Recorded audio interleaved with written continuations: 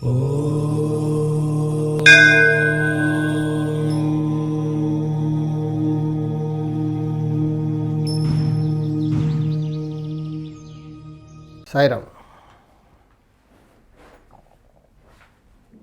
ఇల్లంతా బాగుంది, ఇప్పటివరకు మాకేం ప్రాబ్లం లేదండి, హాయిగా ఉన్నాం. కానీ ఒక్కసారి వచ్చి మీరు వాస్తు చూడండి మా ఇల్లు అని కొంతమంది ఇలా అడుగుతుంటారు నన్ను. అంతా బాగున్న వాళ్ళకి మరి వాస్తు ఏమండి, ఎందుకండి అని నేను సూటిగా అడుగుతాను వాళ్ళని. మీరే చెప్తున్నారు కదా హాయిగా ఉన్నాం, ఏ ప్రాబ్లం లేదు, మాకు ఎలాంటి ప్రాబ్లం లేదు, కానీ ఊరికే ఒకసారి వాస్తు చూడండి. ఎందుకు అవసరం లేదు కదా, బాగున్నప్పుడు వాస్తు ఎందుకు చూడడం? లేదండి ఊరికే ఒకసారి చూడండి అంటే ఏమైనా దోషాలు ఉంటే ఓకే, దాన్ని తీసుకెళ్తే ఏదో ఒక దోషం ఉందనే చెప్తాను. ఏదో ఒక దోషం కూడా ఉంటుంది, ఉండదని కాదు. ఏ ఇల్లు కూడా 100% ఉండదు. 100% మనం కట్టుకుంటాం, కానీ న్యాచురల్ సరౌండింగ్స్లో ఉన్న దోషాలు మనం తప్పుకోలేము. దాన్ని పెద్ద పెద్ద దోషాలు అయితే మనం వీధిపోటు ఉంటే దాని జోలికి వెళ్ళాం. కొన్ని చిన్న చిన్నవి చాలా ఉంటాయి. జీవితం గడుస్తుంది. ఈ రోజుల్లో ఏంటంటే డబ్బు ఉండాలి. డబ్బు వస్తుంది అనుకోండి, financially if you're okay, then ఏ దోషం అనిపించదు. ఆరోగ్య సమస్యలు ఉన్నాయి, హాస్పిటల్స్ ఉన్నాయి, చిన్న చిన్నగా యాక్సిడెంట్ జరుగుతున్నాయి. మామూలు రోడ్ ట్రాఫిక్ ఎక్కువగా ఉంది, 2 వీలర్ యాక్సిడెంట్, ఇవన్నీ జరుగుతూ ఉంటాయి. ఈజీగా తీసుకుంటారు చాలా. కానీ ప్రతి ఒక్కరికి యాక్సిడెంట్ జరుగుతుంది, ఆ ట్రాఫిక్ ఉందని. యాక్సిడెంట్స్ అయిన వాళ్ళు అందరూ చచ్చిపోతున్నారా? కొంతమందికి సడన్గా యాక్సిడెంట్ అవుతుంది.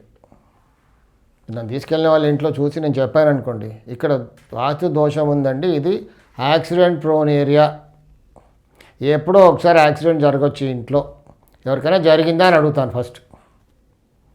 వాళ్ళు అప్పుడు ఏమంటారు, లేదండి 30-40 ఇయర్స్గా ఉన్నాం మేము ఇక్కడ ఇంట్లో, కొంతమంది ఏమో 10 ఇయర్స్ అయింది వచ్చి అంటారు, కొన్ని 5 ఇయర్స్ అయింది అంటారు. ఓకే, అంతవరకు మాకు బాగానే ఉందండి, ఇప్పటివరకు ఏమీ యాక్సిడెంట్ జరగలేదు, మీరు ఎందుకు అలా అడిగారు నన్ను అంటే, అమ్మా ఇక్కడ యాక్సిడెంట్ జరిగే దోషం ఉంది, ఎప్పుడైనా అందుకే అడిగాను. జరగకపోతే జరగచ్చు ఫ్యూచర్లో, కానీ ఎప్పుడు జరుగుతుంది నేను ముహూర్తం పెట్టలేను. నేను ఎప్పుడు జరుగుతుందని చెప్పలేను, ఎప్పుడో జరగచ్చు మొత్తానికి అంటే ఒకసారి షాక్ అయిపోతారు. ఇంకా అలా చాలా కేసులు చూస్తాం మనం. అంతవరకు బాగానే ఉంటారు, 10 ఇయర్స్ 20 ఇయర్స్ 30 ఇయర్స్ నుంచి ఏమీ జరగదు, హాయిగా 4 డబ్బులు సంపాదించి పేరు ప్రతిష్ట అన్నీ ఉంటాయి. కానీ ఒకరోజు సడన్గా యాక్సిడెంట్, మొత్తం ఫ్యామిలీ పోతుంది. కొన్ని చోట్ల కొందరు 2-3 పోతారు.